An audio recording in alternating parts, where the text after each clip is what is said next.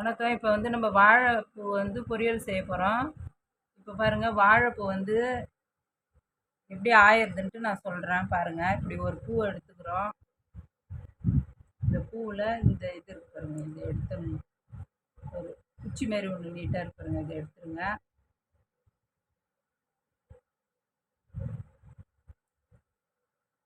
வந்து குச்சி மாதிரி இருக்கும், இதை எடுத்துடணும்.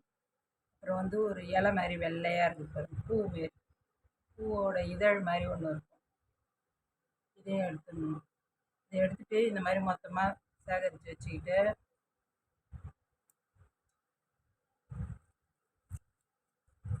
இதை நம்ம அரிஞ்சிக்கணும்.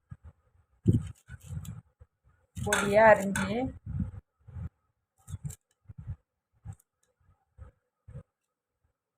இதுமாரி தண்ணியில் போட்டு வைக்கணும், நல்லா கருப்பாயிடும். இதுமாரி பொடியாக அரிஞ்சு தண்ணியில் போட்டுடணும்.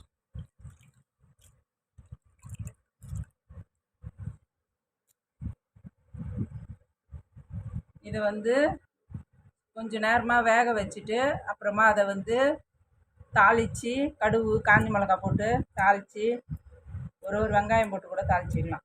தாளித்து பொரியல் பண்ணிக்க வேண்டியதுதான், எப்பயுமே பொரியல் பண்ணுற மாரி. இதுமாரி பொரியல் பண்ணுங்கள், நல்லாயிருக்கும். வாழைப்பூ வந்து துவர்ப்பு சுவையுடையது. இது உடம்புக்கு சேர்த்துக்கினா ரொம்ப நல்லது. இதேமாரி செஞ்சு சாப்பிடுங்க.